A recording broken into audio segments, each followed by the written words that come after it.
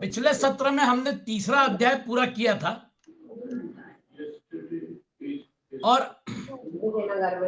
उसमें मूर्ति पूजा का जो औचित्य है, मतलब उसका जो कारण है, वो आपके सामने स्पष्ट किया गया कि आप अपनी जीव कला को मूर्ति में उतारिए और फिर उसके बाद आप मूर्ति की विधिवत पूजा करिए और फिर वापस जीव कला को अपने अंदर लीजिए। इसको प्राण प्रतिष्ठा बोलते हैं। तो हमारे यहाँ पर जो मूर्तियों की स्थापना की जाती थी उसकी प्राण प्रतिष्ठा की जाती थी, और वो प्राण प्रतिष्ठा जो है, जो आपकी नित्य पूजा होती है, वो जीव कला का पूजन है। वो इस प्रकार से जीव कला उतारी, पूजा की, वापस ले ली। ये तो नित्य पूजा में करना है। जीव कला की आराधना जो है, वो जीव कला की आराधना का सबसे आसान और सबसे सुंदर तरीका जो है, वो हमारी मूर्ति पूजा है। तो हमारे घर में जो नित्य पूजा हम करते हैं उसमें जीव कला की आराधना, और वो आपके लिए मतलब बहुत सुंदर ढंग से यहाँ पर प्रस्तुत किया है। तो आपने उस सामने की मूर्ति में चिंतन करें, तदनंतर हृदय, सिर, शिखा इत्यादि मंत्रों से न्यास करें और अपने इष्ट देव के मूल मंत्र के द्वारा देश काल आदि के अनुकूल प्राप्त पूजा सामग्री से प्रतिमा आदि में अथवा हृदय में भगवान की पूजा करें। परमात्मा अगर हमारे अंदर है, परमात्मा चेतन रूप से अगर इस दुनिया का संचालन कर रहे हैं, ब्रह्मांड का संचालन कर रहे हैं, तो परमात्मा और जीवात्मा का जो चेतन तत्व है वो एक ही है। इस बात को हमको रियलाइज करना पड़ेगा, और इसके लिए हमारी नित्य पूजा जो है वो इसमें बहुत सहायक होती है। तो अपने आप को भगवान में ध्यान करते हुए भी भगवान की मूर्ति का पूजन करना चाहिए। इस प्रकार पुरुष अग्नि, सूर्य, जल, अतिथि और अपने हृदय में आत्मरूप श्री हरि की पूजा करता है, वह शीघ्र ही मुक्त हो जाता है। हमारे यहाँ जो पूजा विधि है उसका सुंदर वर्णन यहाँ पे किया गया था।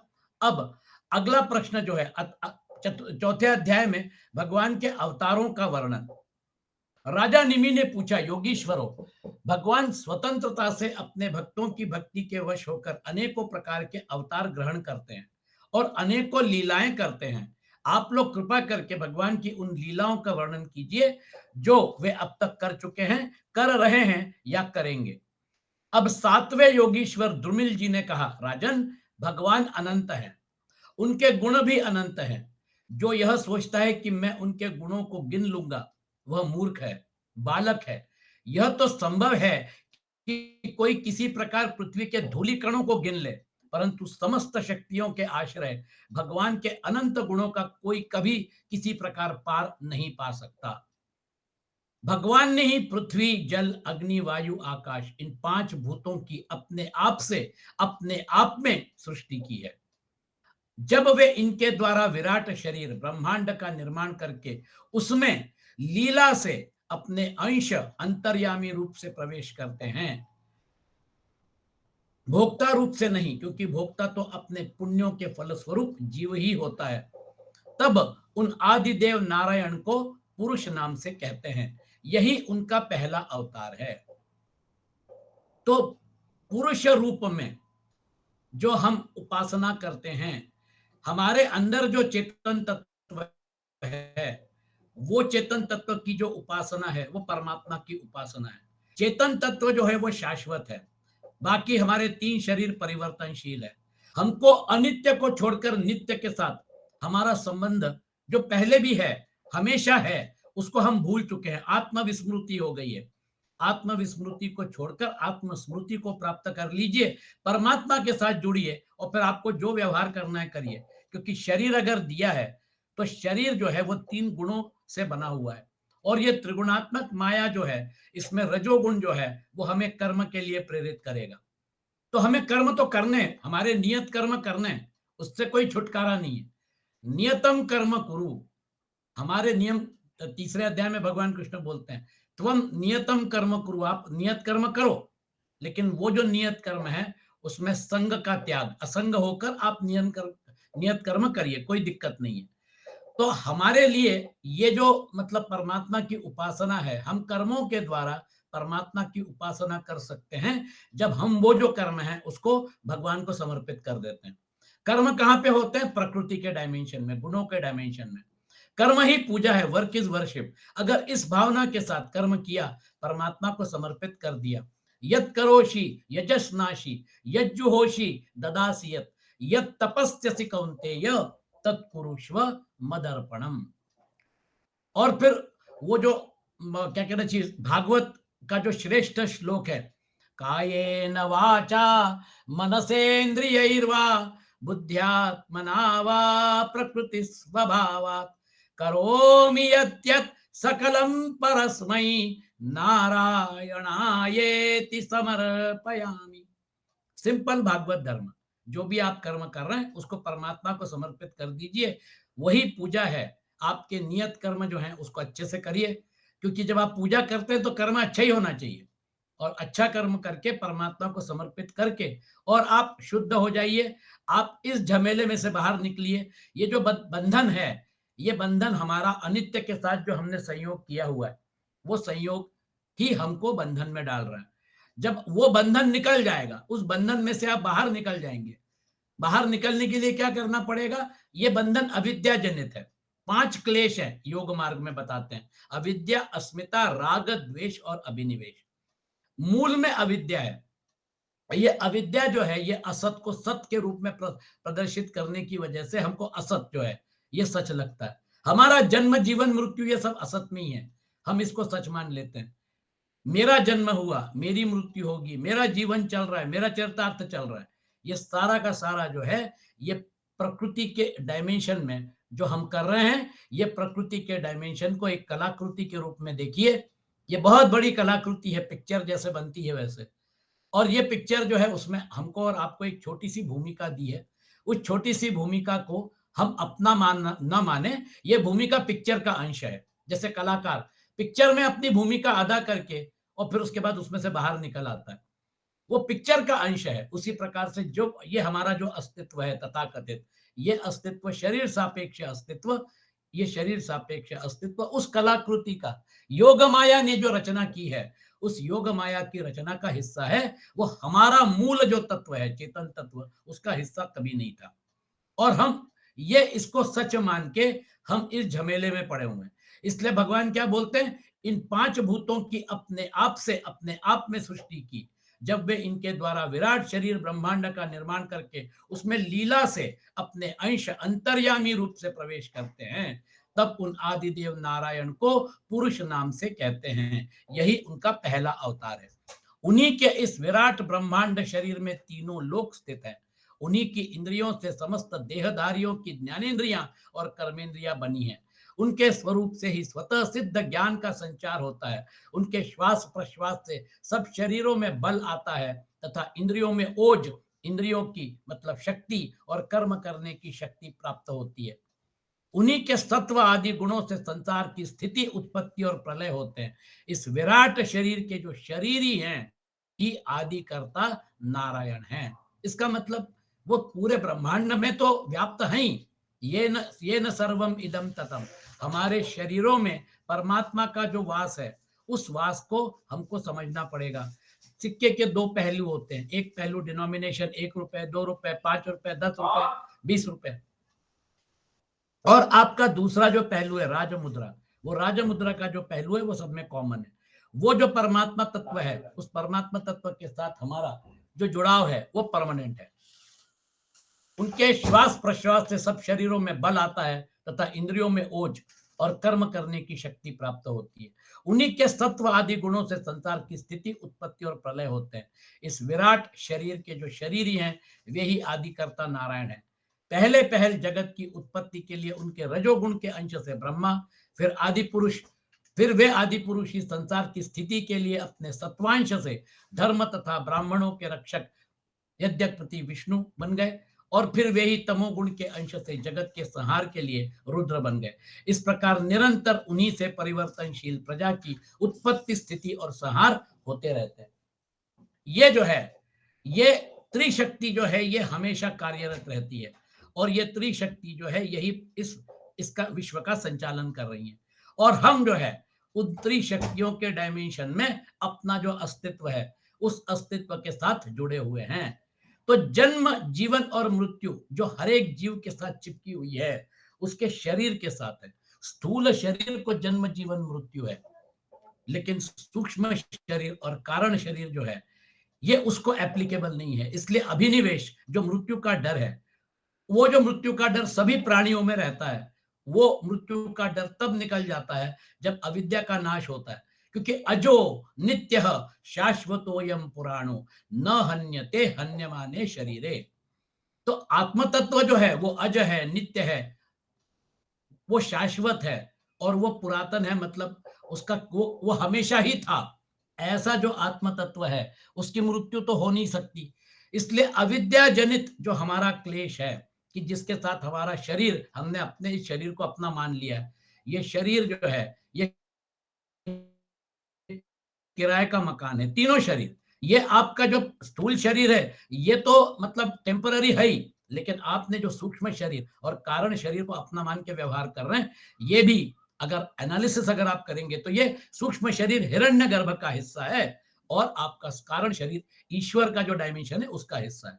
ये उस डायमेंशन का हिस्सा होने की वजह से वो जो उनका उनका जो तत्व है वो तत्व उसके उससे उससे लिया गया है। यत पिंडे तद ब्रह्मांडे। इसलिए जो पिंड में है वही ब्रह्मांड में। अगर आपने पिंड को समझ लिया तो फिर आप ब्रह्मांड को समझ जाएंगे। पिंड जो है उसको समझ लीजिएगा, लेकिन पिंड में जो चेतन है और जो जड़ है, जड़ की लिमिट कहां तक है? अहंकार तक, मतलब कर्माशय तक। वहां तक आपका जड़ तत्व जो है वो है। तो भगवान कृष्ण ने जैसे बोला परा और अपरा, अपरा सृष्टि जो है वो अपरा प्रकृति जो है, भूमि रापो नलो वायु खम मनोबुद्धि रेवच अहंकार इति यम में भिन्ना प्रकृति अष्टधा। ये अष्टधा प्रकृति अपरा है, ये जड़ प्रकृति है। इसके आगे परा प्रकृति है। ययेदम धार्यते जगत जीव भूता महाबाहो ययेदम धार्यते जगत। तो वो जो है अपरेयमितस्त्वन्याम विद्धि प्रकृति में पराम जीव भूताम महाबाहो ययेदम धार्यते जगत। परा प्रकृति ने अपरा प्रकृति को धारण किया हुआ है। अपरा प्रकृति हमारे तीनों शरीरों में अपरा प्रकृति विद्यमान है। अहंकार का बीज कहां पर है? कारण शरीर में। वो जो कर्माशय है जहां पे परिवर्तन होता रहता है, क्रियमाण कर्म मतलब संचित कर्म क्रियमाण में परिवर्तित होते हैं। वर्तमान में हम जो सत्संग कर रहे हैं ये हमारे क्रियमाण कर्मों की परिणति है। वो क्रियमाण कर्म जो है अभी उस प्रकार का माहौल बनेगा, वैसे लोग मिलेंगे, वैसा सत्संग होगा। ये सारी घटनाएं जो हैं ये परसेप्टिबल लेवल पे, मतलब जो स्थूल लेवल पे ये जो दिखाई दे रही हैं, उसका रूट, उसका जो मतलब क्या कहना चाहिए, उसका मूल जो है वो कारण शरीर में है। हमारे क्रियमाण कर्म जो है वो हम प्रेरित कर रहे हैं हमारे अहंकार को, हमारे मन और बुद्धि को कि इस प्रकार की घटना घटे। ऐसी घटनाएं होती रहती हैं। जिस घटना में आपका कर्म गति के साथ आपका जुड़ाव है वो घटना जो है उसमें आप शामिल हो जाएंगे। ये आप अपने जीवन का आप एनालाइज करिए। कई बार आपको जगह परिवर्तन करना पड़ता है, आपको जॉब चेंज करना पड़ता है, आप एक जगह से दूसरी जगह चले जाते हैं, परिस्थितियां बदल जाती हैं, लोग बदल जाते हैं। ये सारा का सारा जो है ये कर्मजन्य है। तो पूरा ब्रह्मांड जो है ये कर्मजन्य है, सब कर्मों से बंधे हुए हैं। इसको अच्छी तरह से याद रखिए। परब्रह्म परमात्मा जो है वो इसके आगे गुणों के आगे जो अस्तित्व है, गुण में तो है ही। सगुण सगुण ब्रह्म जो है वो गुणों के अंदर जो गुणों के द्वारा जो अभिव्यक्त होता है उसको हम सगुण ब्रह्म बोलते हैं। तो सगुण निराकार, सगुण साकार तो भगवान श्री कृष्ण के रूप में अर्जुन के सामने खड़े थे और उन्होंने जो भी मतलब, क्योंकि अवतार है, उन्होंने जो तय करके अपना अवतार लिया था, धर्म संस्थापनार्थाय संभवामि युगे युगे, धर्म की स्थापना की। और फिर उसके बाद धर्म की स्थापना की, वो जो है वो उनका काम जो है वो उनका काम खत्म होने के बाद फिर उन्होंने अपना अवतार कार्य समाप्त कर दिया। पहले पहल जगत की उत्पत्ति के लिए उनके रजोगुण संयोग त्रिशक्ति जो है ब्रह्मा विष्णु महेश ये कार्य करती रहती हैं। और ये जो त्रिशक्ति है ये त्रिशक्ति किसको रिपोर्ट करती है? पर ब्रह्म परमात्मा को। दक्ष प्रजापति की एक कन्या का नाम था मूर्ति। यह धर्म की पत्नी थी। उनके गर्भ से भगवान ने ऋषि श्रेष्ठ शांतात्मा नर और नारायण के रूप में अवतार लिया। ये एक बहुत मतलब क्या कहना सुंदर कथा प्रसंग है। उन्होंने आत्म तत्व का साक्षात्कार कराने वाले उस भगवदाद आराधन रूप कर्म का उपदेश किया, जो वास्तव में कर्म बंधन से छुड़ाने वाला और नैष्कर्म्य स्थिति को प्राप्त कराने वाला है। उन्होंने स्वयं भी वैसे ही कर्म का अनुष्ठान किया। बड़े बड़े ऋषि मुनि उनके चरण कमलों की सेवा करते रहते हैं। वे आज भी बद्रिकाश्रम में उसी कर्म का आचरण करते हुए विराजमान है। आज भी मतलब 5,500 साल पहले ये जो उस समय का जो पीरियड था, उस समय नर और नारायण का वहां पर बद्रिकाश्रम में जो वास था, उसके बारे में चर्चा हो रही है। ये अपनी घोर तपस्या के द्वारा मेरा धाम छीनना चाहते हैं, ऐसा इंद्र के मन में आया। इंद्र ने ऐसी आशंका करके स्त्री, वसंत आदि दल बल के साथ कामदेव को उनकी तपस्या में विघ्न डालने के लिए भेजा। कामदेव को भगवान की महिमा का ज्ञान न था, इसलिए वह अप्सरागण, वसंत तथा मंद सुगंध वायु के साथ बद्रिकाश्रम में जाकर स्त्रियों के कटाक्ष बाणों से उन्हें घायल करने की चेष्टा करने लगा। आदिदेव नर नारायण ने यह जानकर कि यह इंद्र का कुचक्र है, भय से कांपते हुए काम आदि आदि आदि को से हंसकर कहा। उस समय उनके मन में किसी प्रकार का अभिमान या आश्चर्य नहीं था। कामदेव, मलय मारुत और देवांगनाओं, तुम लोग डरो मत, हमारा आतिथ्य स्वीकार करो, अभी यहीं ठहरो, हमारा आश्रम सूना मत करो। राजन, जब नर नारायण ऋषि ने उन्हें अभयदान देते हुए इस प्रकार कहा, तब कामदेव आदि के सिर लज्जा से झुक गए। उन्होंने दयालु भगवान नर नारायण से कहा, प्रभु, आपके लिए यह कोई आश्चर्य की बात नहीं है, क्योंकि आप माया से परे और निर्विकार हैं।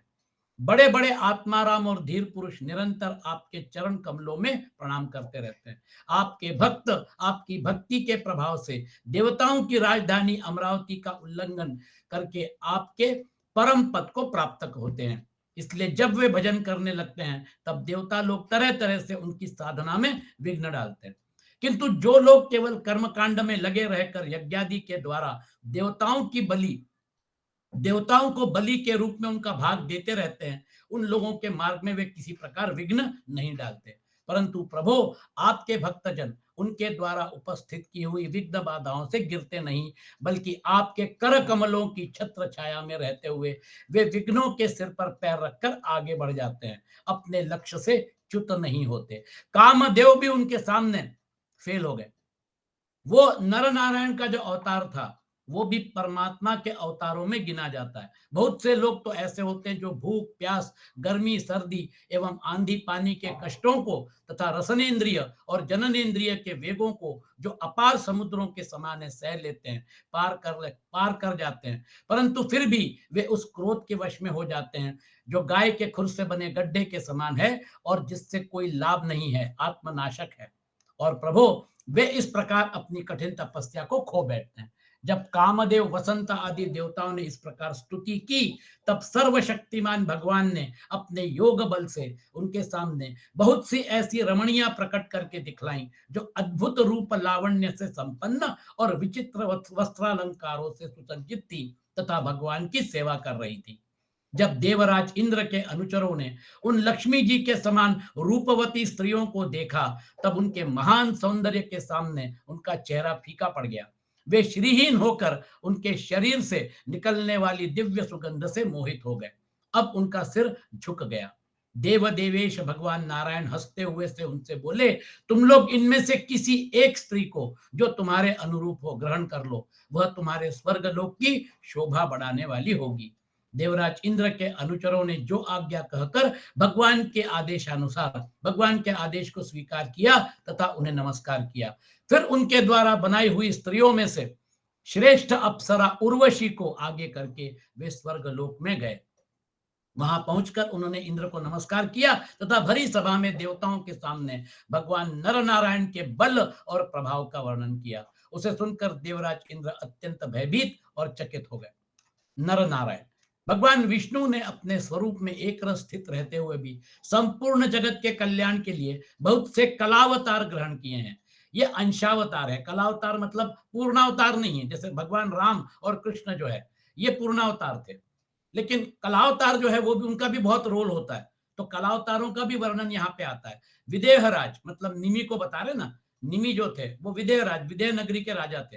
विदेहराज, हंस, दत्तात्रेय, सनक सनंदन सनातन सनत कुमार और हमारे पिता ऋषभ के रूप में अवतीर्ण होकर उन्होंने आत्म साक्षात्कार के साधनों का उपदेश किया। तो हंस, दत्तात्रेय, सनक सनंदन सनातन सनत कुमार और ऋषभ देव जो है, ये अंशावतार में उनकी गणना होती है।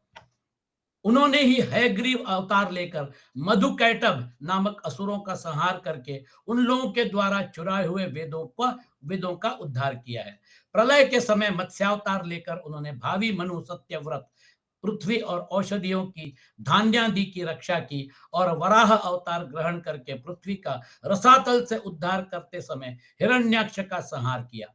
कूर्मावतार ग्रहण करके उन्हीं भगवान ने अमृत मंथन का कार्य संपन्न करने के लिए अपनी पीठ पर मंदराचल धारण किया और उन्हीं भगवान विष्णु ने अपने शरणागत एवं आर्त भक्त गजेंद्र को भी ग्रह से छुड़ाया। इनका वर्णन श्रीमद् भागवत के पहले स्कंद में, आप पहले स्कंद में मतलब जो पहले 4-5 जो स्कंद है उसमें आपको ये कथाएं मिलेंगी। तो ये कथाएं जो हैं उसमें ये सारे अवतारों का सुंदर वर्णन आया हुआ है। यहाँ पर उसको सिर्फ समराइज कर रहे हैं क्योंकि कथा आगे बढ़ानी है। एक बार वालखिल्य ऋषि तपस्या करते करते अत्यंत दुर्बल हो गए थे। वे जब कश्यप ऋषि के लिए समिधा ला रहे थे तो थक कर गाय के खुर से बने हुए गड्ढे में गिर पड़े, मानो समुद्र में गिर गए हों। उन्होंने जब स्तुति की तब भगवान ने अवतार लेकर उनका उद्धार किया।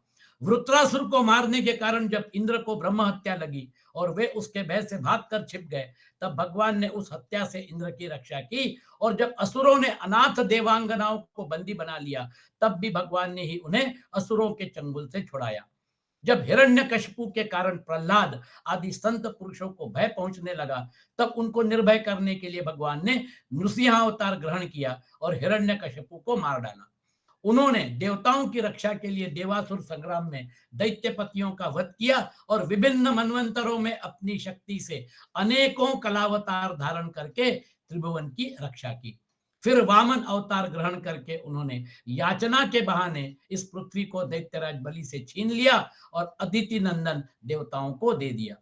परशुराम अवतार ग्रहण करके उन्होंने ही पृथ्वी को 21 बार क्षत्रियहीन किया।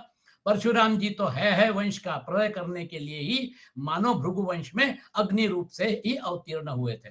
सहस्त्रार्जुन जो था वो है वंश का था। और सहस्त्रार्जुन जो है, जब उसने कामधेनु का हरण कर लिया, उससे जो झगड़ा शुरू हुआ, वो आगे जाकर फिर सहस्त्रार्जुन का वध हुआ। सहस्त्रार्जुन के जो बच्चे हैं वो आश्रम में आए और परशुराम जी के जो पिताजी थे जमदग्नि, उनका शिरच्छेद किया। बस उसके बाद फिर परशु उठा लिया परशुराम जी ने और फिर उन्होंने संकल्प किया कि मैं पृथ्वी को क्षत्रियहीन कर दूंगा। और फिर उसके बाद परशुराम जी ने अनेकों क्षत्रियों का, जो भी पराक्रमी क्षत्रिय थे, उनका वध किया। परशुराम जी तो है वंश का प्रलय करने के लिए मानो भृगु वंश में अग्नि रूप से ही अवतीर्ण हुए थे। उन्हीं भगवान ने रामावतार में समुद्र पर पुल बांधा तथा रावण और उसकी राजधानी लंका को मटियामेट कर दिया। उनकी कीर्ति समस्त लोकों में मल को नष्ट करने वाली है। सीतापति भगवान राम सदा सर्वदा सर्वत्र विजयी ही विजयी हैं। राजन अजन्मा होने पर भी पृथ्वी का भार उतारने के लिए वे ही भगवान, अब जरा थोड़ा ख्याल करिए, वे ही भगवान मतलब वर्तमान का जो अवतार है उसकी भी चर्चा हो रही है। पृथ्वी का भार उतारने के लिए वे ही भगवान यदुवंश में जन्म लेंगे और ऐसे ऐसे कर्म करेंगे जिन्हें बड़े बड़े देवता भी नहीं कर सकते। फिर आगे चलकर भगवान ही बुद्ध के रूप में प्रकट होंगे और यज्ञ के अनधिकारियों को यज्ञ करते देखकर अनेक प्रकार के तर्क वितर्कों से मोहित कर लेंगे और कलयुग के अंत में कल की अवतार लेकर वे ही शूद्र राजाओं का वध करेंगे।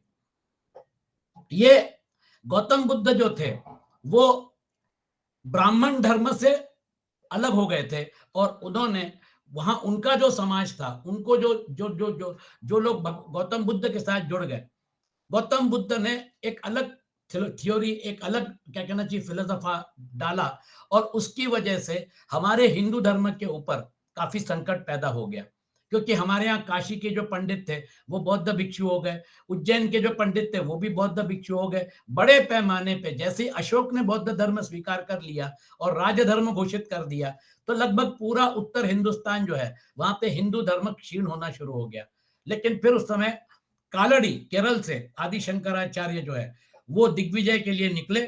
16 साल की उम्र में काशी पहुंचकर उन्होंने शास्त्रार्थ शुरू किया और 32 साल की उम्र होते होते तक हिंदू धर्म की पुनर्स्थापना की, 4 मठों की स्थापना की और फिर उसके बाद केदारनाथ में जाके समाधि ले ली। इतने छोटे आयु में इतना बड़ा काम आदि शंकराचार्य ने किया।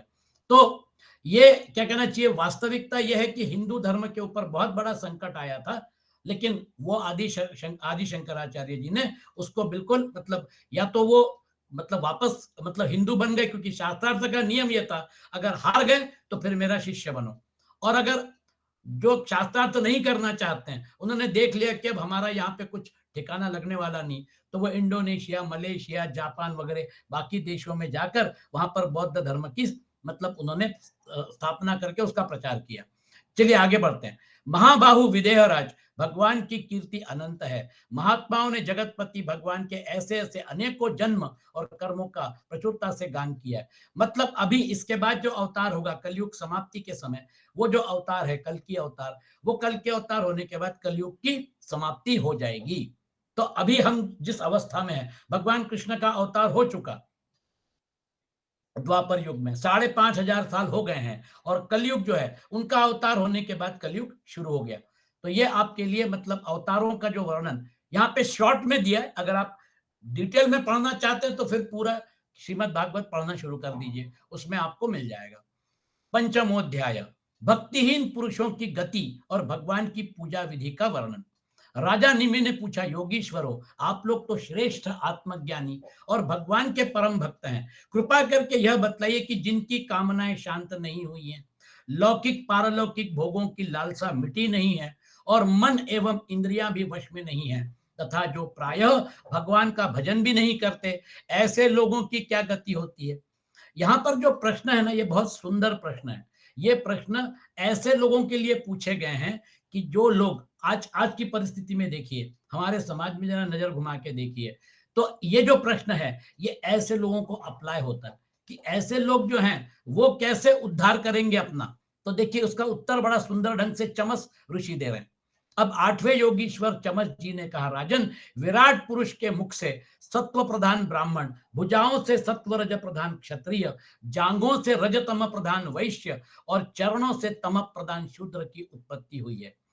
उन्हीं की जांघों से गृहस्थाश्रम, हृदय से ब्रह्मचर्य, वक्षस्थल से वानप्रस्थ और मस्तक से संन्यास, ये 4 आश्रम प्रकट हुए। ये जो उदाहरण दिया है, इस उदाहरण में आपको महत्वपूर्ण चीज ये देखनी है कि ब्राह्मण जो है वो ब्राह्मण में कौन सा गुण प्रधान है।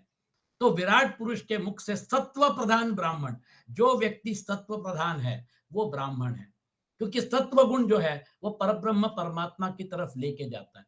भुजाओं से सत्व रज प्रधान क्षत्रिय, क्षत्रिय जो है उसमें सत्व गुण भी है और रजोगुण दोनों का मिश्रण है। जांघों से रजतम प्रधान वैश्य, मतलब रजतम जो है ये ज्यादा है, सत्व गुण कम है या है ही नहीं। ऐसे कोई भी गुण पूरी तरह से नष्ट नहीं होता है। जितने जिस प्रमाण में सत्वगुण बढ़ता है उसी प्रमाण में रजोगुण और तमोगुण कम होता है। आप रजोगुण बढ़ाएंगे उसी प्रमाण में सत्वगुण और तमोगुण कम होगा। गुण जो है ये गुण त्रिगुणात्मक जो है, तीनों गुणों का खेल चलता रहता है, वो कम ज्यादा होते रहेंगे, लेकिन ये गुण जो है, इन गुणों का अस्तित्व जब आप गुणातीत हो जाते हैं फिर आप गुणों से बाहर निकल जाते हैं। तो हमारी साधना जो है परमात्मा प्राप्ति की साधना कैसी है, आप चित्त शुद्धि करिए। चित्त कैसे शुद्ध होता है, सत्व गुण बढ़ाने से चित्त शुद्ध होता है। उसी प्रमाण में रजोगुण और तमोगुण कम हो गया। आज हमारे समाज में आप देखिए चित्त सत्वगुण प्रधान लोगों की कमी है। आज मतलब प्रचुरता किन लोगों की है, जो रजतम प्रधान है। और इसलिए आप देखिए भ्रष्टाचार, दुराचार, व्यभिचार, जितने भी सारे मतलब क्या कहना चाहिए कुकर्म है, वो आज हमारे समाज में दिख रहे हैं। इसका कारण रज और तम है। तो सत्वगुण जब बढ़ता है तो रज और तम उस प्रमाण में कम होते हैं। जब आप मनन चिंतन करते हैं, जब आप सत्संग करते हैं और भगवत गीता या बाकी ग्रंथों को अच्छी तरह से आत्मसात करते हैं, तो फिर आपका चित्त शुद्ध होता है, आप में सत्वगुण बढ़ जाता है। सत्वगुण भी जो है ये भी गुण है। ये सत्वगुण भी खतरनाक है, क्योंकि सत्वगुण भी आपको बद्ध करता है। कैसे? सुख संगे न बदनाती, वो जो है वो आपको कि मेरे पास ज्ञान है, मेरे पास सुख है, ये अहंकार की वजह से आपको बांधता है। इसलिए सत्व गुण जो है उसको भी साफ करना पड़ता है शुद्ध सत्व से। और शुद्ध सत्व से आपका पूरा का पूरा गुण में जो ये था वो एकदम बिल्कुल ऐसे, ऐसा जैसा आईना होता है, ऐसा आईना जिसमें आप अपने चेहरे को अच्छे से देख सकते हैं। वो जो चित्त शुद्धि है, उस चित्त शुद्धि में आपने करने के बाद वो शुद्ध सत्व गुण जो है उसका भी त्याग करना पड़ता है। क्योंकि आत्म तत्व जो है वो इन तीनों गुणों के आगे है, और गुणों में आपने आत्म तत्व का दर्शन भले ही कर लिया हो, लेकिन आपको आत्म साक्षात्कार करना है। आत्मना आत्मानम पश्यन् आत्मनि तुष्यति। वहां पे गुण जो है वो गुणों का उपयोग नहीं है। आत्मना आत्मानम पश्यन्, आत्मा से ही आत्मा का साक्षात्कार करना है। भगवत गीता के 6 अध्याय में भगवान कृष्ण बोलते हैं आत्म क्रीड़ा आत्मरति। ये जो शब्द हैं स्थित प्रज्ञ की भाषा जो जो व्याख्या की गई उसमें वो क्या बोलते हैं, आत्मन्येवात्मना तुष्ट। आत्म तत्व जो है उसके ऊपर ही हम एक लहर के रूप में उठे हुए हैं। हमारा अहंकार जो है उसकी वजह से हमारा जो अस्तित्व है वो एक लहर के रूप में परिलक्षित होता है। ऐसी बहुत सारी लहरें उठी और फिर शम गई। वो उठती कहां पर है, समुद्र में। शमती कहां पर है, समुद्र में। अधिष्ठान क्या है, समुद्र है। तो हमारे अंदर जो हमारा जो अस्तित्व है, उस अलग अस्तित्व का परिचायक जो हमारा अहंकार है, उसका आधार, उसका बेस अधिष्ठान है। जब आप अधिष्ठान तक पहुंच जाते हो, आत्म तत्व तक पहुंच जाते हो, तो फिर लहरें गिनने की जरूरत नहीं। फिर ये लहरें उठती रहेंगी, शमती रहेंगी। आपको लहरों से क्या लेना देना, आपने तो आत्म साक्षात्कार कर लिया। जब आप अधिष्ठान में पहुंच गए, जब आप असत के डायमेंशन से सत में उतर गए, तो फिर उसके बाद ये जो है असतोमा सदगमय, तमसोमा ज्योतिर्गमय, मृत्योर्मा अमृतम गमय। फिर वो अमृत का जो है आपका आयु, आपका जो जीवन है वो सार्थक हो गया, ब्राह्मी स्थिति प्राप्त हो गई। अब आपका जन्म जीवन मृत्यु के चक्र से आप फुर्सत हो गए। ये जो है ये माना हुआ संबंध जो था, ये माना हुआ संबंध आपने अभी त्याग दिया। आपको वस्तुतः आप चेतन तत्व जो है वो शुद्ध चेतन तत्व मेरा आपका एक ही है, और परब्रह्म परमात्मा रूप में जो इस ब्रह्मांड का संचालन कर रहा है शुद्ध चेतन तत्व, और हम सब एक ही हैं। सर्वभूतात्म भूतात्मा, ये शब्द भगवान कृष्ण ने भगवत गीता में यूज किया है। वो सर्वभूतात्म भूतात्मा भाव जो है, वो जब आपने एक देशत्व छोड़ दिया, इन तीन शरीरों को अपना मानना छोड़ दिया, तो फिर उसके बाद जब आप एक देशत्व से निकल जाते हैं, तो फिर सर्वभूतात्मा भूतात्मा या सर्वात्म सर्वात्मा, ये जो है ये भाव अपने आप में स्पष्ट हो जाता है। यही हमारे तपस्या का, यही हमारी साधना का उद्देश्य है। विराट पुरुष के मुख से तो सत्व प्रधान, जो व्यक्ति सत्व प्रधान है वो ब्राह्मण है। सत्व रज प्रधान है वो क्षत्रिय है। रज तम प्रधान जो है वो वैश्य है, और तम प्रधान जो है वो शूद्र है। और इसलिए आज की परिस्थिति में अगर आप देखेंगे तो इन गुणों के सापेक्ष में आप व्यक्ति को एनालाइज करिए। हमारे यहां पर हम लोगों ने क्या कर दिया, हम लोगों ने एक, यानी क्या कहना चाहिए, जन्म के साथ उसको जोड़ दिया। वास्तव में ये जन्म के साथ जोड़ना जो है, ये हमने उसको अपने हिसाब से लेबलिंग कर दी। लेकिन गुणों की प्रधानता, गुणों की जो जब प्रचुरता है, सत्व गुण जहां पे प्रचुर है, वो व्यक्ति जो है वो व्यक्ति ब्राह्मण के स्टेज में आता है। वाल्मीकि जो थे वो पहले दस्यु थे, लोगों को लूटते थे, क्रूर थे, लोगों को मारते थे। जब वो वालिया जो थे, जब वो वाल्मीकि ऋषि बन गए, तो फिर उसके बाद उनकी पूरे दुनिया में, पूरे विश्व में कीर्ति हुई। तो वाल्मीकि ऋषि जो है ये हमारे सामने उदाहरण है।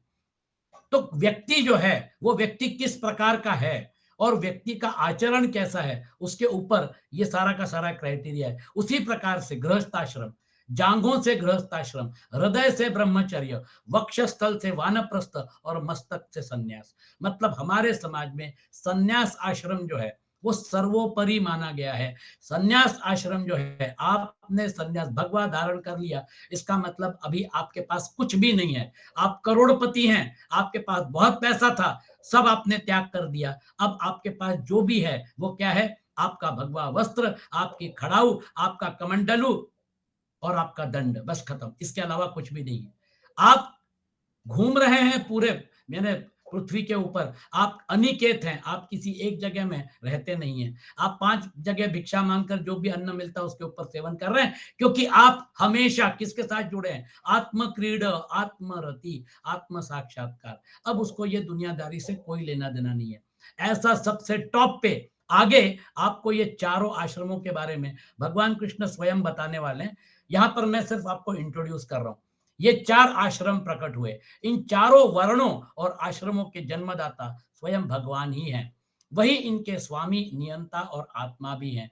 इसलिए इन वर्ण और आश्रम में रहने वाला जो मनुष्य भगवान का भजन नहीं करता, बल्कि उल्टा उनका अनादर करता है, वह अपने स्थान, वर्ण, आश्रम और मनुष्य योनि से भी च्युत हो जाता है, उसका अधःपतन हो जाता है।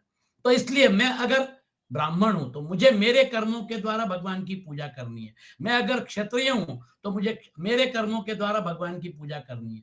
ये सारा का सारा जो वर्णाश्रम व्यवस्था है, ये सारी वर्णाश्रम व्यवस्था हमारे समाज की उस जमाने की जो व्यवस्था थी। आज तो खैर मतलब हम लोग जो हैं वो हमारे यहाँ संविधान है, संविधान के हिसाब से देश चलता है। इसलिए ये पुरानी व्यवस्थाएं जो हैं, ये पुरानी व्यवस्थाएं अब एप्लीकेबल नहीं है। लेकिन फिर भी इसका जो औचित्य है वो देखिए, उस समय के लिए क्या बोलते हैं देखिए, आश्रम मनुष्य योनि से भी च्युत हो जाता है, अर्थात उसका अधःपतन हो जाता है। बहुत सी स्त्रियां और शूद्र आदि भगवान की कथा और उनके नाम कीर्तन आदि से कुछ दूर पड़ गए हैं।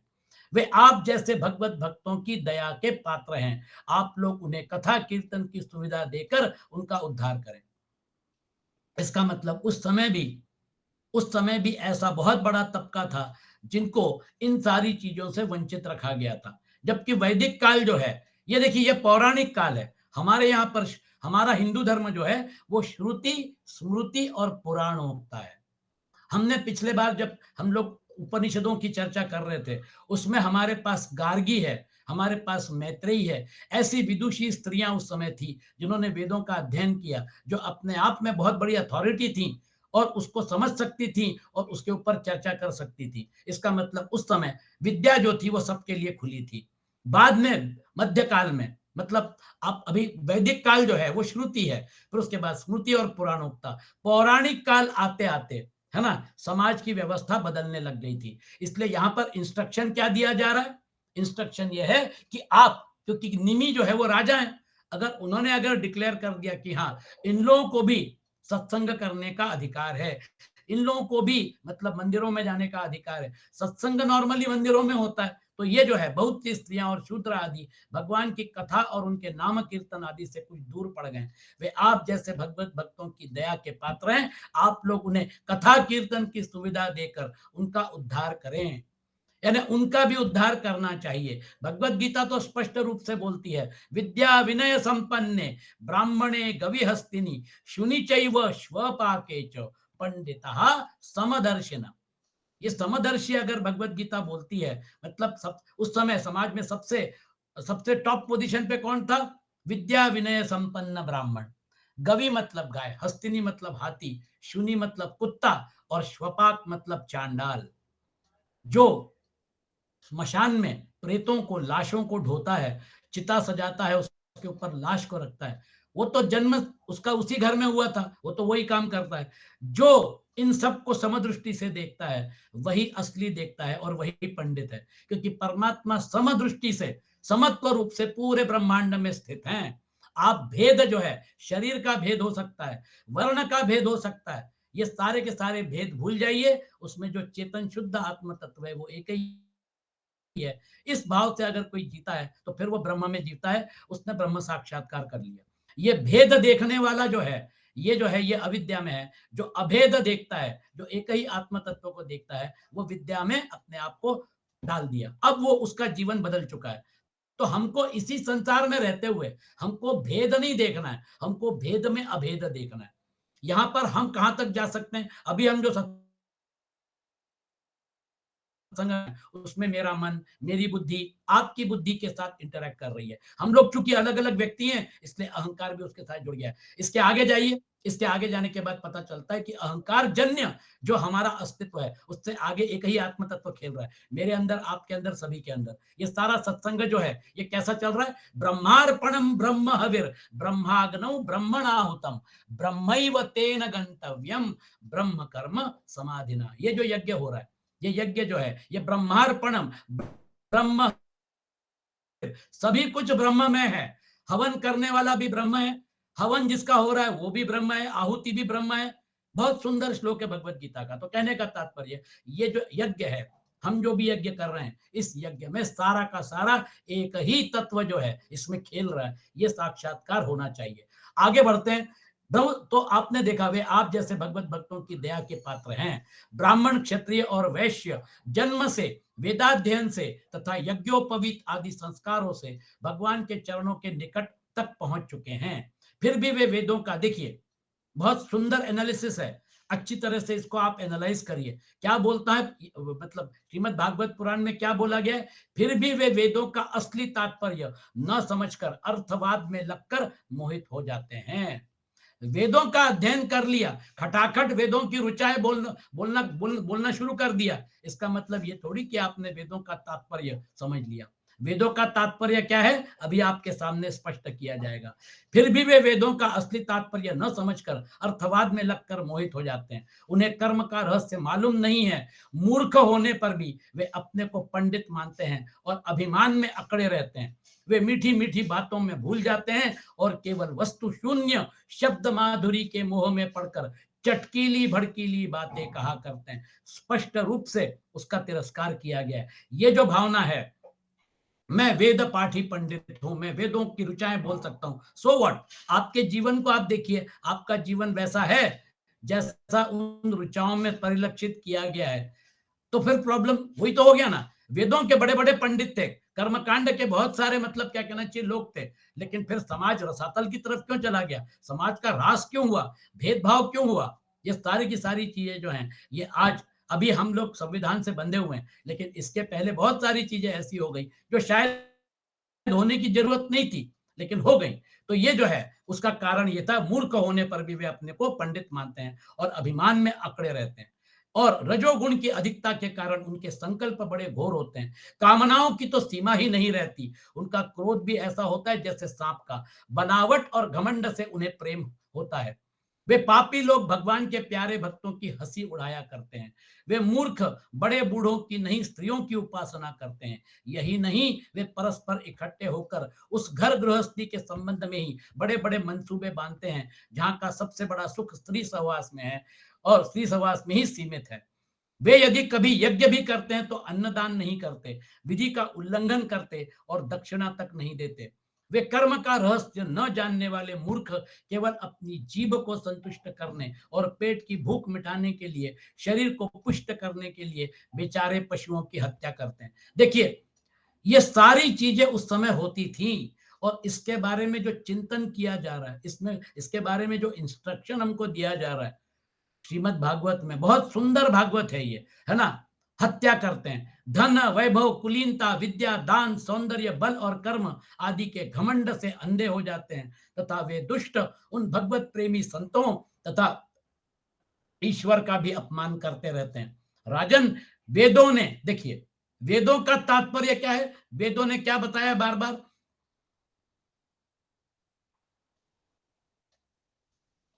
राजन, वेदों ने इस बात को बार बार दोहराया है कि भगवान आकाश के समान नित्य निरंतर समस्त शरीरधारियों में स्थित है। सम रूप से वो सभी शरीरधारियों में है। इसीलिए तो विद्या विनय संपन्न ब्राह्मण से लेकर श्वपाक तक आप एक परमात्मा के दर्शन अगर कर रहे हो तो फिर आप सही हो।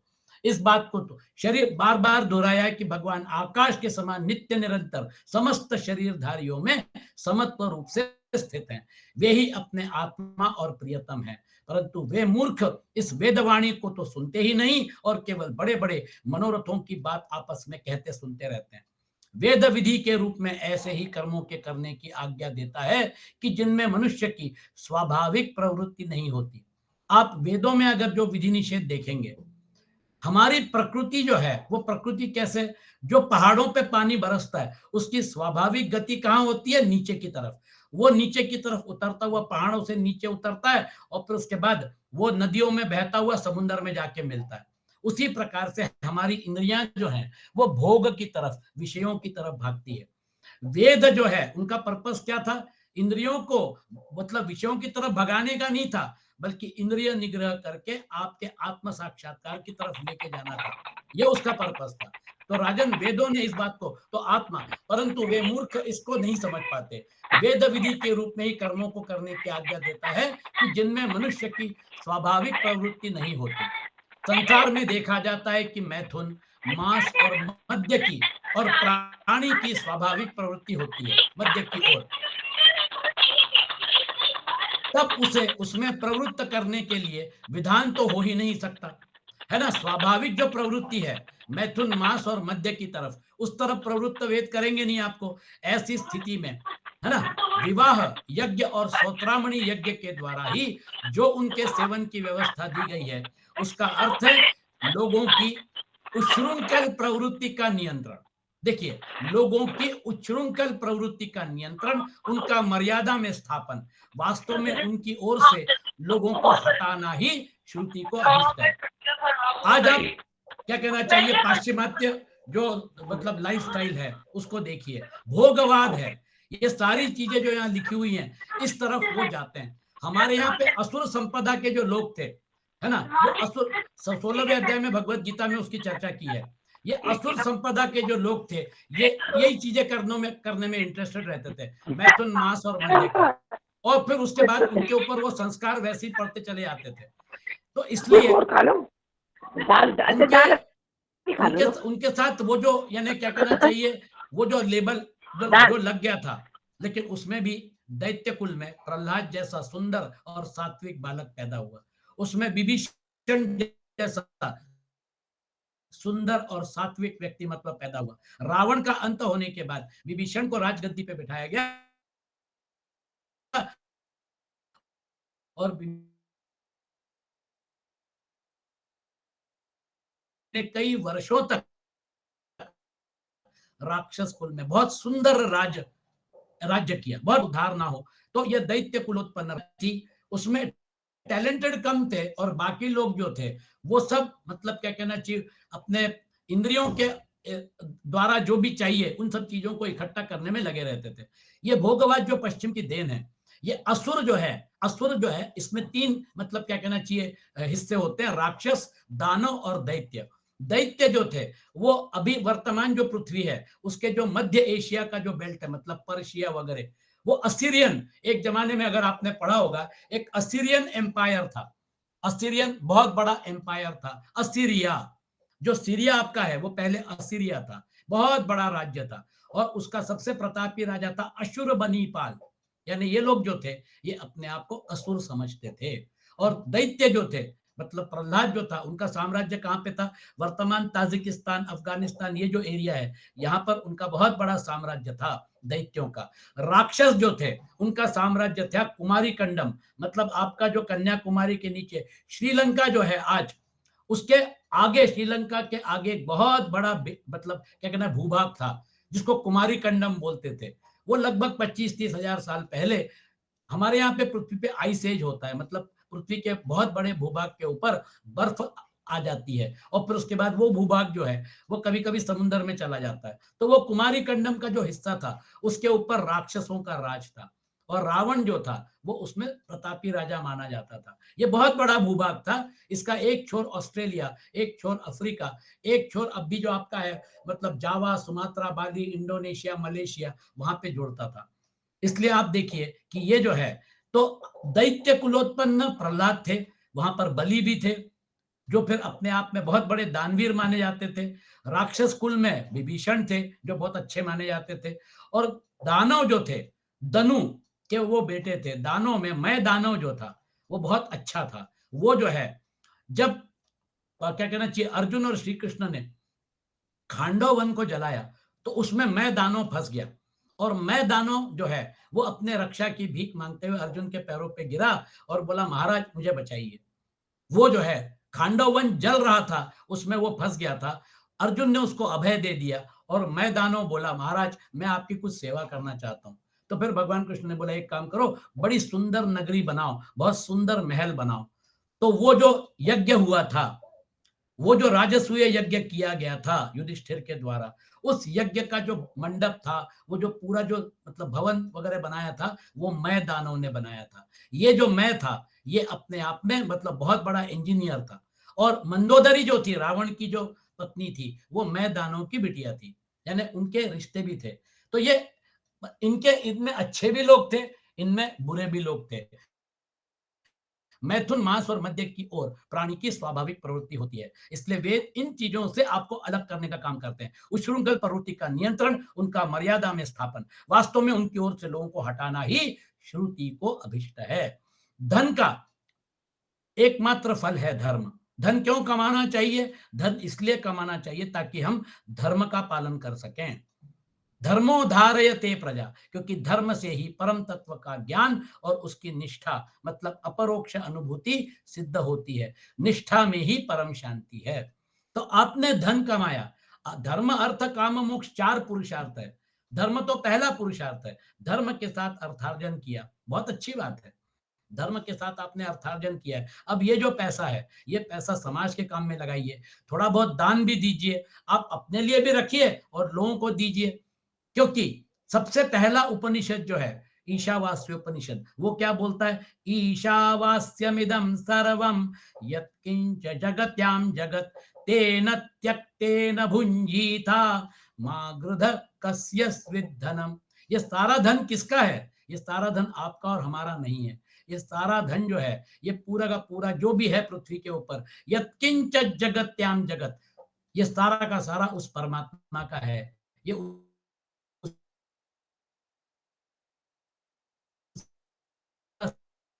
स्वरूप है और ये उसी का दिया हुआ है। इसलिए क्या करना पड़ेगा? तेन त्यक्तेन भुंजीता, माँ गृध, ज्यादा इकट्ठा मत करो, माँ गृध कस्यस्मित् धनम, ये धन किसका है? तो कहीं ना कहीं हमको धर्म और अर्थ जो है वो करना है, धर्मार्थ, धर्म और अर्थ, धर्म के साथ अर्थार्जन करना है, लेकिन कहीं ना कहीं लिमिट आपको बनानी पड़ेगी, क्योंकि इसका मेन पर्पस क्या है? इसका मेन चित्त शुद्धि, आत्म साक्षात्कार। हमारे बड़े भाग मानुष तन पावा, हमको बड़ी मुश्किल से मानव जन्म मिला है, उसको अगर परमात्मा का साक्षात्कार नहीं किया तो फिर ये मानव जन्म हमने क्या कहना चाहिए, उसका कोई असली उपयोग हो ही नहीं पाया। मैं कौन हूं? मैं अनित्य के साथ संबंध बना के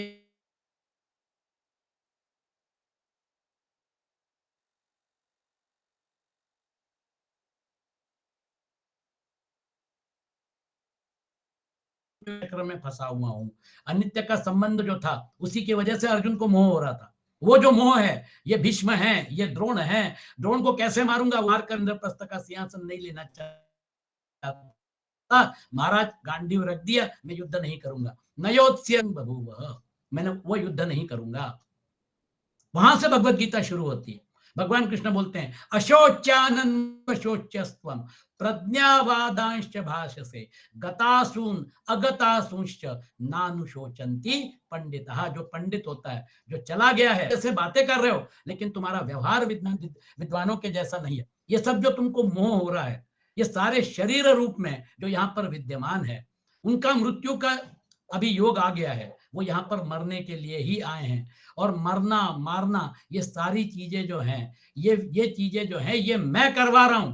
तुमको मैं निमित्त मात्र बना रहा हूं, मैं जिम्मेदारी ले रहा हूं ना इन सब की। तुम क्यों चिंता करते हो? इसलिए मेरा स्मरण करो और युद्ध करो। माम अनुस्मर युद्ध च। तो ये धर्म है, और धर्म से परम तत्व का ज्ञान और उसकी निष्ठा, अपरोक्ष अनुभूति। तो परोक्ष और अपरोक्ष, अभी हमारा जो ज्ञान है वो परोक्ष है, मतलब हम सुन रहे हैं, हमको श्रद्धा है कि हाँ परमात्मा तत्व है। जब हम ये जो हमने संग करके बैठा हुआ है अनित्य के साथ, जब हम इसका त्याग कर देते हैं कि हाँ ये शरीर जो है, ये शरीर मेरा स्वरूप नहीं है, मैं इनको यूज कर रहा हूं। मतलब मुझे जो पिक्चर में रोल दिया है, मुझे जो भूमिका दी है, उस पिक्चर की भूमिका के लिए मैंने इनको धारण किया हुआ है। लेकिन वो जो आपने रोल किया, वो पिक्चर का हिस्सा है, आपका हिस्सा नहीं है। जैसे कोई कलाकार जो है, वो कलाकार अपना रोल प्ले करता है, उसको मालूम है कि वो रोल जो है, वो रोल प्ले करने के लिए उसको पैसे मिलते हैं। वो जो है वो अपने पैसे लेके निकल जाता है, रोल पिक्चर के साथ जाता है, पिक्चर अलग कलाकार अलग। उसी प्रकार से आप जो हो वो कलाकार हो, और ये इस बड़ी पिक्चर में ये जो है, ये बड़ा यूनिवर्सल प्रोग्राम जो बनाया गया है, ब्रह्मा का दिवस, ब्रह्मा की रात्रि, उस समय जो ब्रह्मा का दिवस चल रहा है, उसमें बहुत बड़ा गणित है ये वैदिक गणित। 432 करोड़ वर्ष हमारे ब्रह्मा का एक दिवस, हमारे 432 करोड़ वर्ष ब्रह्मा की एक रात्रि, ब्रह्मा का दिवस, ब्रह्मा की रात्रि। ये ब्रह्मा का दिवस और ब्रह्मा की रात्रि में 1000 चतुर्युगी होती है, और 14 मनु जो है वो इसमें प्रिसाइड करते हैं। अभी जो है वो 7वां मनवंतर चल रहा है, वैवस्वत मनु जो है वो प्रिसाइड कर रहे हैं। और उनके 71 चतुर्युगी जो है वो एक मनु के मतलब उसमें आती है, और उसमें से 71 में से 27 चतुर्युगी हो गई है, 28वीं चतुर्युगी चल रही है। 28वीं चतुर्युगी में सत्ययुग हो गया है, सत्ययुग हो गया, त्रेता युग में भगवान राम का अवतार हुआ था, द्वापर में भगवान कृष्ण का अवतार हुआ था, भगवान कृष्ण का अवतार समाप्त होते होते कलयुग शुरू हो गया, कलयुग के आज लगभग 5,500 साल हो गए। इस प्रकार से उसके बाद फिर 29वीं चतुर्युगी, फिर 30वीं चतुर्युगी, एक मनवंतर जो है वो एक मनवंतर चल रहा है। और ऐसे जब 1000 चतुर्युगी हो जाएंगी तो ब्रह्मा का दिवस समाप्त होगा। बहुत बड़ा वैदिक गणित है, इसमें हम छोटा सा एक जीवन लेके आए हैं, 60 साल, 70 साल, 80 साल, 90 साल, शरीर सापेक्ष हमारा जो अस्तित्व है, इसका एक पर्पज है। ये शरीर देके आपसे विहित कर्म जो आपसे करवाने हैं वो आपसे करवाए जा रहे हैं, निमित्त मात्र की हैसियत से हमको रहना पड़ेगा, क्योंकि ये कर्म हमसे परमात्मा करवा रहे हैं। बस ये अगर भाव है तो फिर कोई दिक्कत नहीं, आप कोई भी कर्म करिए, वो कर्म जो है वो आपको चिपकेगा नहीं, वो जो है आपकी कर्म गति के साथ नहीं कुछ कर सकता, क्योंकि आपकी कर्म गति में आपने उस कर्म के साथ माम अनुस्मर युध्य च, भगवान का स्मरण करके अगर आप कर्म कर रहे हैं तो वो कर्म भगवान को समर्पित हो गया, वो कर्म आपके साथ नहीं चिपका, आपको भगवान की सेवा हो गई, आपके लिए कर्म जो है वो आपके लिए पूजा हो गई, अपरोक्ष अनुभूति सिद्ध होती है और निष्ठा में ही परम शांति है। परंतु यह कितने खेद की बात है कि लोग उस धन का उपयोग घर गृहस्थी के स्वार्थों में या काम भोग में ही करते हैं, और यह नहीं देखते कि हमारा यह शरीर मृत्यु का शिकार है और वह मृत्यु किसी प्रकार भी टाली नहीं जा सकती। सौत्रामणि यज्ञ में भी देखिए, ये जो यज्ञ थे, सुरा को सूंघने का ही विधान है, पीने का नहीं। अगर आप यज्ञ कर रहे हैं तो ये जो मतलब क्या कहना चाहिए, इनके साथ वही दिक्कत हुई, यज्ञ किए यदुकुल के मतलब वीरों ने, और यज्ञ करने के बाद वो जो मैरेक नाम की जो सुरा थी, दारू थी, उसको पीने के बाद फिर बहकना शुरू हो गया, फिर गाली गलौज हो गई, आपस में लड़ाई झगड़ा हो गया और यदुकुल समाप्त हो गया। तो यज्ञ में पशु का आलभन स्पर्श मात्र ही विहित है, हिंसा नहीं।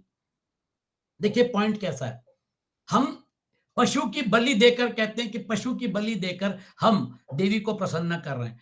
आज मुस्लिम धर्म जो है वो बकरे की बलि देता है, वो बकरा जो है 1 लाख, 1.5 लाख, 2 लाख रुपए खर्चा करके बकरे की बलि देकर आप अगर अपना मतलब क्या कहना चाहिए पुण्य संचय करने वाले हैं तो वो कहां तर्क में बैठता है। लेकिन दिक्कत क्या है, पशु बलि जो है वो पशु बलि अलग अलग धर्मों में अलग अलग प्रकार के लिए दी जाती है। यहां पर क्या बोलता है देखिए, पुराणों में क्या बोल रहा है, यज्ञ में पशु का आलबन सिर्फ स्पर्श मात्र करिए, वही विहित है, हिंसा नहीं। इसी प्रकार अपनी धर्म पत्नी के साथ मैथुन की आज्ञा भी विषय भोग के लिए नहीं, धार्मिक परंपरा की रक्षा के निमित्त संतान उत्पन्न करने के लिए ही दी गई है। परंतु जो लोग अर्थवाद के वचनों में फंसे हैं, विषयी हैं, वे अपने इस विशुद्ध धर्म को जानते ही नहीं। आप खुद ही देख लीजिए, करोड़ों बकरों की मतलब हत्या करके अगर ईद मना रहे हैं, क्यों? क्योंकि उस समय इनका मतलब क्या कहना चाहिए, इब्राहिम जो था, ये दो धर्म जो हैं इनका आदि पुरुष एक ही है, इब्राहिम। इब्राहिम के दो बेटे थे, इसाक और इस्माइल। इस्माइल की संतति जो है वो मुसलमान थी और इसाक की संतति यहूदी और बाद में क्रिश्चियन हुई। क्रिश्चियन और यहूदी धर्म में ओल्ड टेस्टामेंट अगर आप पढ़ेंगे तो उसमें भगवान ने इब्राहिम को आज्ञा दी, तुम्हारी जो सबसे प्यारी जो वस्तु है उसको उसकी उसकी मुझे भेंट दो, मतलब उसकी बलि चढ़ाओ, सैक्रिफाइस। तो वो पहाड़ पे गया इसहाक को लेकर, और इसहाक को लेकर पहाड़ पे जाने के बाद उसने आंख में पट्टी बांधी, इसहाक को वहां पर क्या कहते उसकी गर्दन पत्थर पे रखी और तलवार जैसे ही उठाई, भगवान ने बोला बस इब्राहिम तुम्हारी परीक्षा हो गई, मैं ये जानना चाहता था कि तुम मेरे लिए अपनी सबसे प्यारी वस्तु को सैक्रिफाइस कर सकते हो कि नहीं, कुर्बानी दे सकते हो कि नहीं। और फिर बोले जाओ खुशी खुशी अपने घर में घर जाओ और अपने बच्चे का पालन पोषण करो। ये इसहाक की उनकी कथा इसहाक के साथ जुड़ी हुई है। मुसलमानों के इसमें इस्माइल को लेके गए थे और जब उन्होंने तलवार उठाई, है ना, और तलवार जब चलाई और फिर जब आंखों की पट्टी खोली तो इस्माइल बगल में खड़े थे और एक बकरा जो था वो मरा हुआ था, मतलब उसका मुंडा अलग, उसका ये सिर अलग और धड़ अलग, बस। तो इस्माइल को बचाने के लिए बकरे ने अपने आप की बलि दे दी, तो फिर इसी प्रकार से आगे वो परंपरा शुरू हो गई। आप उसका तात्विक अर्थ समझिए, उसका तात्विक अर्थ जो हो ये है कि किसी पशु की हत्या नहीं, स्पर्श मात्र करिए। वो जो कीमत है, जो कीमत आपने बकरे के लिए दी हुई है, उतनी कीमत आप किसी गरीब को दे दीजिए, दान कर दीजिए। इसका मतलब आपका अहंकार उतने रुपए से, अगर आपने 2 लाख रुपए गरीब को दान कर दिए तो 2 लाख रुपए से आपका अहंकार कम हो गया। हमारे यहां पर भी हम लोग क्या बोलते हैं, अग्नये स्वाहा इदम न मम, मतलब आपके स्व का हनन है, अहंकार का हनन है। यज्ञ विधि में स्व का हनन, अहंकार का नाश, यही हमारे यज्ञों का पर्पस था। अगर अहंकार बढ़ रहा है तो फिर वो यज्ञ जो है, वो यज्ञ कहां जा लेके जा रहा है आपको। तो ये सारा का सारा जो है, ये हम हमारे स्व का हनन करने के लिए, अहंकार का हनन करने के लिए ये यज्ञ विधियां हैं। इसलिए यहां पर आप देखिए कितनी सुंदर कॉन्सेप्ट, बहुत सुंदर ढंग से आपके सामने प्रस्तुत किया जा रहा है ना। परंतु जो लोग अर्थवाद के वचनों में फंसे हैं, विषय हैं, वे अपने इस विशुद्ध धर्म को नहीं जानते। जो इस विशुद्ध धर्म को नहीं जानते वे घमंडी, वास्तव में तो दुष्ट हैं, परंतु समझते हैं अपने आप को श्रेष्ठ। वे धोखे में पड़े हुए लोग पशुओं की हिंसा करते हैं और मरने के बाद वे पशु ही उन मारने वालों को खाते हैं। देख लीजिए आप। यह शरीर, आप देखिए जब युद्ध होते हैं तो युद्ध युद्ध के मैदान के ऊपर लाशें बिछी पड़ी हैं, और फिर वहां पे गिद्ध, कौवे, बाकी जो है सियार वगैरह, वो आके वहां पर उन शरीरों को नोच नोच के खाते हैं।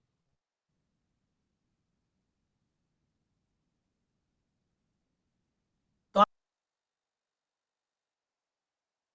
आपने पशु को मारा, पशु आप को खा रहे हैं। इस प्रकार से लोग इस शरीर से तो प्रेम की गांठ बांध लेते हैं, और दूसरे शरीरों में रहने वाले अपने ही आत्मा एवं सर्वशक्तिमान भगवान से द्वेष करते हैं। उन मूर्खों का अधःपतन निश्चित है।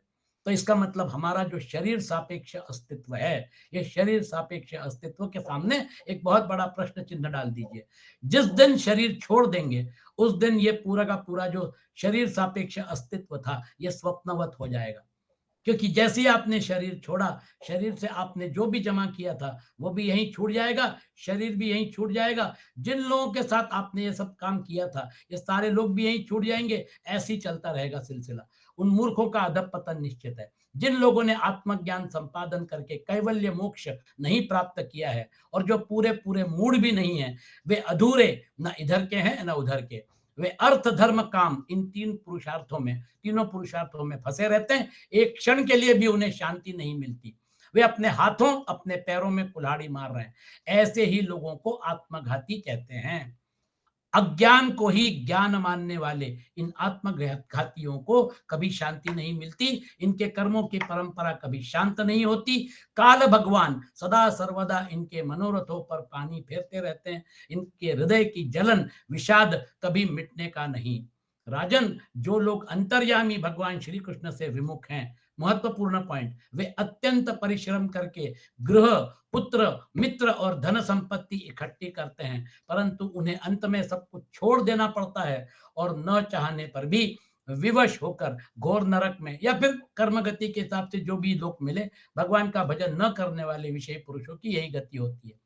राजा निमि ने पूछा, योगीश्वरों, आप लोग कृपा करके यह बतलाइए कि भगवान किस समय, किस रंग का, कौन सा आकार स्वीकार करते हैं, और मनुष्य किन नामों से और विधियों से उनकी उपासना करते हैं।